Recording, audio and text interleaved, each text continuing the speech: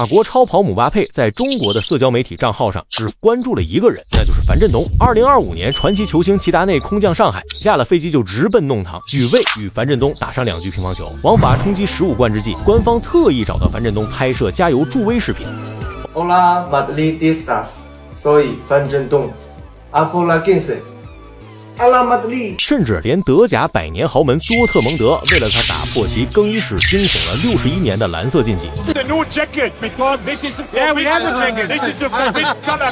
原則上不行，但為了你這一次可以沒有原則。這是多特蒙德的原話。要理解這份跨界待遇有多重，我們需要先將目光投向德國魯爾區多特蒙德一家有着上百年底蘊的德甲老牌劲旅。在這家俱樂部有一個顏色是碰都不能碰的禁區，那就是藍色，正是他們同城死敵沙爾克04的代表色。2支球隊糾纏了整整100年，也正因如此，多特蒙德的主隊更衣室整整61年看不到半點藍色，這是球隊絕不退讓的鐵規矩。可偏偏樊振東來到多特蒙德身上穿的恰恰就是那件格外扎眼的藍白球衣。換做別的人，這身衣服出現在這裡大概率會場面尷尬，甚至會引來抵觸。可多特蒙德這邊完全不一樣，管理層、教練還有球員沒有半點介意。不止如此，俱樂部還拿出一件專門為樊振東定制印着他名字的1號黃黑主場球衣。在足球領域，1號球衣可不是隨便就能給到外人的，這個號碼基本都是留給球隊主力門將，代表着整條防線最後的屏障。一個從來沒有在歐洲踢過足球的乒乓球選手，為什麼會讓這麼多足壇頂流另眼相待？想要搞懂樊振東和足球之間這段奇妙淵源，時間得回到2014年的里斯本歐冠決賽的賽場，上演火藥味十足的馬德里德比。那場比賽對於皇馬來說簡直就是一場折磨。馬競依靠防守反擊率先拿下1球之後，就擺出了他們最擅長的強硬防守。時間一點點消耗，90分鐘常規時間走完，皇馬依舊0-1處在下風。看台上不少皇馬球迷乾脆閉上雙眼，不願意接受即將到來的失利。奇蹟就發生在92分48秒，莫德里奇開出角球，隊長拉莫斯衝到禁區之內，奮力起跳，一記力道十足的頭球，直接把球頂進球門。這一球硬生生把皇馬從輸球的懸崖邊上拽了回來。士氣徹底被點燃的皇馬，在加時賽連進3球，完成驚天大逆轉，拿下隊史第10座歐冠冠軍。自此9248就成了皇馬永不放棄精神的象徵。而這個充滿力量的數字，樊振東不僅寫在了個人社交簡介，甚至連聯名的衣服上面也印上了9248。但有一部分人卻拿9248造謠他，說他改年齡，9248才是他真正的出生日期。這種無厘頭的言論不僅是對樊振東人品的侮辱，也是對皇馬精神的玷污。把偶像的精神印在身上並不難，可要在屬於自己的賽場真正踐行這份信念，需要的是常人很難具備的強大意志力。安徽男單1/4決賽，樊振東對上張本智和，迎來一場硬仗，大比分陷入苦戰，對手手握多個赛点，站到被淘汰的懸崖邊緣，但他沒有放棄，硬生生從4-10的死局之中完成大逆轉，拿下這一場凶險的對決。就像里斯本的拉莫斯把9248的精神在另一片賽場照進現實，同樣深陷絕境，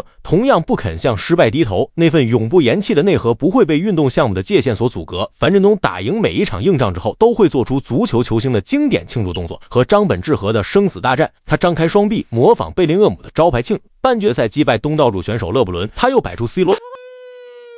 等到決賽拿下冠軍的最高光瞬間，他雙手抱胸向姆巴佩送上致敬。乒乓球的賽場一次次出現足球世界的名场面，跨項目的熱愛被他展現的淋漓盡致。後來樊振東受邀去到伯納烏，和姆巴佩、貝林厄姆、莫德里奇一眾皇馬球星面对面合影，還收到一件全队簽名的紀念球衣。他沒有只把皇馬永不言棄的口號掛在嘴邊，而是用自己的賽場經歷實實在在詮釋了這份精神。皇馬真正的內核從來不是銀河戰艦那些耀眼的球星光環，也不是榮譽櫃裡堆積如山的冠軍獎杯。真正屬於皇馬的精神定格在9248那一瞬間，由拉莫斯、莫等一眾球員在足球賽場上親手鑄就。而換到乒乓球的球台邊，樊振東則用一次次揮拍把同樣的精神繼續傳承下去。關注綠茵邊界，看更多足壇人物故事。